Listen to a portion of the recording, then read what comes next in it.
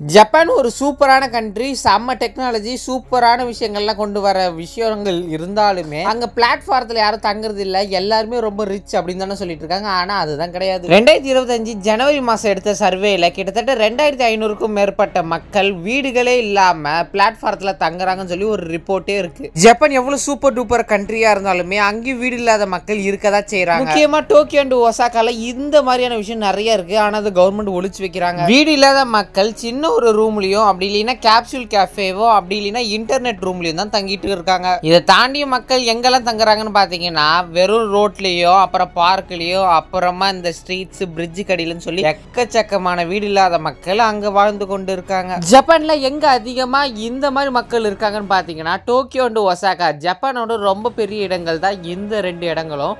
So இந்த இடத்துல வந்து பாத்தீங்கன்னா மக்கள் வந்து இந்த ஸ்ட்ரீட்லயோ பிளாட்ஃபாரத்துலயோ இந்த மாதிரி வாழ்ந்துட்டு வராங்க. இதெல்லாம் ஏன்டா சொல்கிற அப்படின்னு கேட்டிங்கன்னா, ஜப்பான் வந்து வளர்ந்து கொண்டு இருக்கிற நாடு, வளர்ந்துட்ட நாடுன்னே சொல்லலாம். ஆனால் அங்கே இருக்கிற பிரச்சனை யாருக்குமே தெரியறதில்ல. அங்கேயும் நம்ம நாட்டில் இருக்கிற மாதிரி நிறைய பிரச்சனைகள் இருக்குது.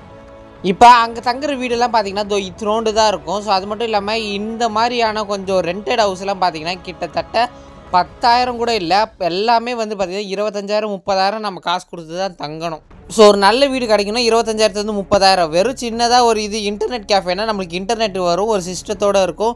ஸோ அதுக்குமே தனிப்பட்ட காசு. அதெல்லாம் எதுவுமே இல்லாமல் நம்ம பிளாட்ஃபாரம் இந்த மாதிரி ட்ரெயின் பக்கத்தில் அப்படின்னு சொல்லி படுத்துக்கலாம். ஸோ இந்த மாதிரி படுத்துருக்கவங்களுக்கு கீழே ஒரு போர்டு மாதிரி வச்சுருப்பாங்க, ஐ நீட் அ ஜாப், ஏதாவது ஜாப் இருந்தால் கொடுங்க அப்படின்னு சொல்லி எல்லாம் கேட்டிருப்பாங்க.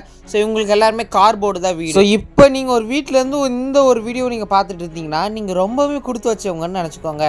ஏன்னா இந்த உலகத்தில் எத்தனையோ பேருக்கு வீடு கூட இல்லாமல் எத்தனையோ பிளாட்ஃபாரத்தில் படுத்துட்டு இருக்காங்க. டோக்கியோவில் எடுக்கப்பட்ட ஒரு சர்வேல கிட்டத்தட்ட 2020 15,000க்கும் மேற்பட்ட மக்கள் வெறும் இன்டர்நெட் கேஃபேல மட்டும் தங்கிட்டு இருக்காங்க. இன்டர்நெட் கேஃபேனா சொன்னால் இல்லைங்க, சிஸ்டம் இருக்கும், நெட் இருக்கும், படிக்கிறதுக்கு புக்கு, சாப்பிட்றதுக்கு கொஞ்சம் ஃபுட்டு. ஆனால் நம்ம ரொம்ப சின்னோண்டு இருக்கிற ஒரு ரூமு. நம்ம இந்த கம்பெனியில் வேலை செஞ்சால் நம்மளுக்குன்னு சொல்லி ஒரு கேபின் தருவாங்களா, அந்த அளவுக்கு தான் இந்த ஒரு ரூமுங்களே இருக்கும். ஸோ ஃபுல்லாக கருப்பாக இருக்கும். ஸோ இந்த ரூமுக்கு கிட்டத்தட்ட 1000 கணக்கில் சார்ஜ் பண்ணுறாங்க. ஸோ டீசெண்டான லைஃப் ஸ்டைல் வேணும்னா இந்த மாதிரி இன்டர்நெட் கேஃபேல நம்ம படுத்து தூங்கி எஞ்சி சாப்பிட்டுக்கலாம். மக்கள் வீடு இல்லாத விஷயங்கள் ஜப்பானில் ரொம்பவுமே சகஜமான விஷயமா இருக்குது. ஆனால் அது நமக்கு தெரியவே மாட்டேங்குது. ஸோ எக்கச்சக்கமான சர்வேல ஜப்பான் வந்து சில சரிவு அடைஞ்சிருக்கு. அது மட்டும் இல்லாமல் ஜப்பானில் எக்கச்சக்கமான சில பிரச்சனைகள் நடந்துருக்கு. வீடுவே இல்லாமல், குடிக்கவும் முடியாமல், நல்ல மைண்ட் செட்டும் இல்லாமல் எக்கச்சக்கமான மக்கள் மைண்டு ப்ரெஷரில் இருக்காங்க. ஏன்டா இவங்களை இப்படியெல்லாம் பேசிகிட்டு இருக்க? இதுக்கெல்லாம் காரணம் என்னவாக இருக்கும் அப்படின்னு கேட்டிங்கன்னா, வேர்ல்டு வார் 2க்கு அப்புறம் ஜப்பானில் நடந்த பின்னடைவு தான். அதாவது 1990 காலகட்டங்களில் ஜப்பானில் நடந்த பெரிய எக்கனாமிக் டவுன். இன்னும் சிம்பிளாக சொல்லணுன்னா வேர்ல்டு வார் 2க்கு அப்புறம் நிறைய பேர் இறந்துட்டாங்க.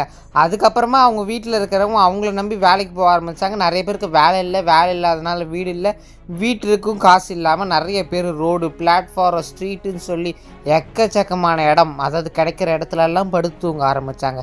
இதனாலே ஜப்பான் குப்பை மாதிரி தெரிய ஆரம்பிச்சிது. ஆனால் இந்த விஷயங்கள் எல்லாமே கவர்மெண்ட் மறைக்க ஆரம்பிக்குது.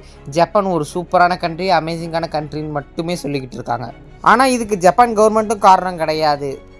என்னடா ஜப்பானை மட்டுமே குறை சொல்லிட்டு இருக்கு, இந்த உலகத்தில் வேறு எந்த நாடுமே கிடையாதான்னு கேட்டிங்கன்னா எக்கச்சக்கமான நாடுகள் இருக்குது. அதாவது இந்த வாழ்வாதாரம் பாதிக்கப்பட்டு ஃபுல்லாக இந்த பிளாட்ஃபாரத்தில் தங்குறது. இது நம்ம தமிழ்நாட்டு சென்னையிலையும் இருக்குது, இந்தியாவில் மும்பைன்னு சொல்லி எக்கச்சக்கமான ஏரியாவில் இருக்குது. அதே மாதிரி இந்த உலகத்தில் ஃபின்லாண்ட் அப்படின்ற ஒரு நாடுலேயும் அதிகமான ஹோம்லெஸ்னஸ் பீப்புள் இருக்காங்க. அதாவது வீடு இல்லாமல் தெருக்கல்ல வாழ்கிற மக்களை தான் நான் ஹோம்லெஸ்னஸ்ன்றேன். ஸோ அந்த மாதிரி அவங்களும் ஃபின்லாண்ட்லேயும் அதிகமாக இருக்காங்க. சரி, இந்தியாவுக்கு வந்துட்டு ஃபாரின் கண்ட்ரிக்கு வந்துட்டு கொரியனடா ஆச்சுன்னா சவுத் கொரியாலையும் பார்த்தீங்கன்னா இந்த மாதிரி விஷயம் நடந்துட்டு தான் இருக்குது. ஸோ அவங்க இன்டர்நெட் கேஃபே வந்து எக்கச்சக்கமான இது இருக்குது. அதாவது சவுத் கொரியா வந்து ஒரு அட்வான்ஸான டெக்னாலஜியான ஒரு இடம்ன்றதுனால அங்கே இன்டர்நெட் கேஃபே எக்கச்சக்கமானது இருக்குது. ஸோ நார்மலாக எங்கே போனீங்கனாலும் இந்த மாதிரி இன்டர்நெட் கேஃபே இருக்கும். ஸோ அதே நான் சொன்னதான் ஸ்டார்டிங்கில் அப்படியே ஒரு சிஸ்டம் இருக்கும், நம்ம தேவையான பொண்ணு இருக்கும், ட்ரெஸ்ஸு கழட்டி வச்சு சின்னதாக ஒரு குட்டி பீரோ இருக்கும், நம்ம அங்கேயே படிச்சு வச்சுக்கோ. ஃபுட்டு இதெல்லாமே தனிப்பட்டு நம்ம காசு கொடுத்துட்டே இருக்கோம். இன்னும் தெளிவாக சொல்லணும்னா நம்ம அந்த 90s கிட்ஸ்லாம் தெரிஞ்சிருக்கோம். நம்ம இந்த கேம் சென்டர்னு சொல்லி ஒரு நாளைக்கு 20 ரூபா 30 ரூபான்னு கொடுத்து நம்ம விளையாண்டுருப்போம்ல, அந்த மாதிரியான ஒரு சின்ன கேம் சென்டர் மாதிரி இருக்கும். நம்ம அங்கே தான் படுத்து தூங்கி எழுச்சிக்கணும். ஸோ சைடில் ரெஸ்ட் ரூம் இருக்கும், நம்ம பல் தேய்ச்சிக்கலாம், பாத்ரூம் எழுச்சிக்கலாம். இந்த மாதிரியான குட்டி குட்டி விஷயங்கள் அங்கே இருக்கும். ஸோ அங்கே இருக்கிறவங்க அவங்களோட ஏர்னிங்ஸ்க்கு என்ன பண்ணுறாங்க, இந்த ஃபுட் டெலிவரி, பிளம்பிங், எலக்ட்ரிஷியனு, கொஞ்சம் இந்த குட்டி குட்டி ஒர்க்கு, கூலி வேலைகள் சொல்லி சம்பாதிச்சு அந்த மாதிரி இன்டர்நெட் கேஃபேல வாழ்ந்துட்டு வராங்க. அடுத்ததாக நம்ம யூஎஸ்ஏ பார்க்கலாம். ஸோ இத்தனை கண்ட்ரியை தாண்டிட்டோம். ஸோ வாங்க யுனைடெட் ஸ்டேட் ஆஃப் அமெரிக்காவுக்கும் போயிடலாம். எங்கேயும் பார்த்தீங்கன்னா அதே நிலமை தான். எக்கச்சக்கமான வீடு இல்லாத மக்கள் இருக்காங்க. போலீஸ் பிரச்சனையும் அங்கே அதிகம். ஸோ குப்பைகள் அதுக்கு மேலே அதிகம்.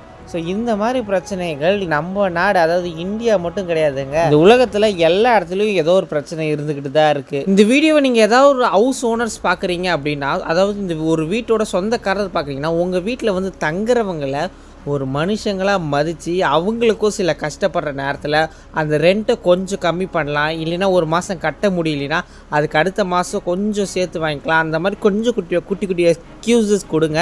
ஏன்னா அவங்களோட ஜாப் வந்து நிரந்தரம் கிடையாது, மனித வாழ்க்கையே நிரந்தரம் கிடையாது. அப்போ மட்டும் காசு மட்டும் எப்படி நிரந்தரமாக இருக்கும்? ஒரு வீட்டு வாடகையை வந்து நீங்கள் அதிகமாக வைக்கிறதும், ஒரு சின்ன ஒரு கரண்ட் பில் தண்ணி பில்லெல்லாம் ஏற்றி விடுறதும் ஒரு நல்ல விஷயம் கிடையாது. ஏன்னா உங்களை நம்பி, உங்கள் வீட்டை நம்பி வந்து வாழ்கிறாங்க. ஸோ உங்களுக்கும் அவங்க மூலமாக லாபம் கிடைக்கிது. நீங்கள் பணக்காரங்க தான் ஆகுறீங்க. ஸோ அவங்களுக்கு உங்களால் முடிஞ்ச உதவிங்களை நீங்கள் செய்யுங்க. குட்டி குட்டி எக்ஸ்கியூசஸ் தானே.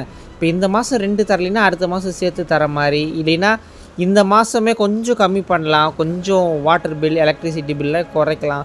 ஸோ அவங்கள போட்டு ரொம்ப டார்ச்சர் பண்ணாதீங்க. ஸோ இது வந்து நான் ஹவுஸ் ஓனர்ஸ்க்கு வைக்கிற ஒரு சின்ன ஒரு கோரிக்கை. இந்த வீடியோ பார்க்குறவங்க எந்த நாட்டில், எந்த ஊரில், இந்த உலகத்தில் எந்த மூலையிலேருந்து பார்த்தாலும் சரி, இந்த ஒரு விஷயத்த கொஞ்சம் உங்கள் வீட்டில் தங்குறவங்களுக்காக செய்யுங்க. அடுத்ததாக சிங்கப்பூர்லேயும் இந்த மாதிரி விஷயங்கள்லாம் இருக்குது. எவ்வளோ பெரிய பணக்கார சிட்டி, ரிச்சஸ்ட் லைஃப் ஸ்டைல். அங்கெல்லாம் டாலர்ஸ் தான் ஃபுல்லாகவே, அதாவது இந்தியாவோட 2-3 மடங்கு பெரிய இது தான். ரொம்பவுமே டிஜிட்டல் டெக்னாலஜி கொண்ட நாடு. ஸோ அப்படிப்பட்ட சிங்கப்பூர்லேயுமே இந்த மாதிரி வீடு இல்லாத பிரச்சனை எக்கச்சக்கமாக இருக்குது. சிங்கப்பூர் வந்து எவ்வளோ சூப்பரான இது, அங்கே கீழே எச்சு கூட தூப்பக்கூடாதுன்னுவாங்க. ஸோ அப்படிப்பட்ட சிங்கப்பூர்லேயே பிளாட்ஃபார்ம் வாழ்க்கையெல்லாம் வாழ்கிற எக்கச்சக்கமான மக்கள் இருக்காங்க. ஸோ அவங்களுக்கு ஹெல்ப் பண்ணுறதுக்கும் அங்கே ஆயிரக்கணக்கான மக்கள் இருக்காங்க. ஸோ எல்லா நாடும் மாதிரி தான், எல்லா உலகம் மாதிரி தான், எல்லா ஸ்டேட்டும் மாதிரி தான் எல்லாமே. ஸோ இந்த வீடியோ மூலமாக என்ன புரிஞ்சுப்பீங்கன்னு பார்த்தீங்கன்னா, நமக்கு ஒரு வாழ்க்கை கிடச்சதுன்னா அந்த வாழ்க்கை ரொம்ப சந்தோஷமாக எடுத்துக்கிட்டு வாழணும்.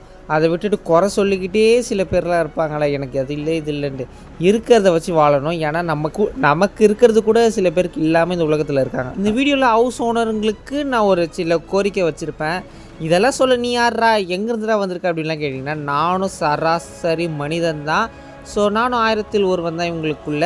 ஸோ இவங்களுக்காக நான் ஒன்று சொல்கிறேன், அது நல்லபடியே செஞ்சு கொடுப்பீங்கன்ற ஒரு நம்பிக்கையில் இந்த வீடியோ முடிக்கிறேன். இந்த வீடியோ பிடிச்சிருந்தால் லைக் பண்ணி, ஷேர் பண்ணி, மறக்காமல் நம்ம சேனலை சப்ஸ்கிரைப் பண்ணுறேங்க. நாங்கள் போகிற அடுத்தடுத்தான இன்ஃபர்மேட்டிவ் வீடியோஸ் உங்களை வந்து சேரும். இன்னொரு சூப்பரான வீடியோவில் பார்க்குறேன். டாடா, பை பை, see you.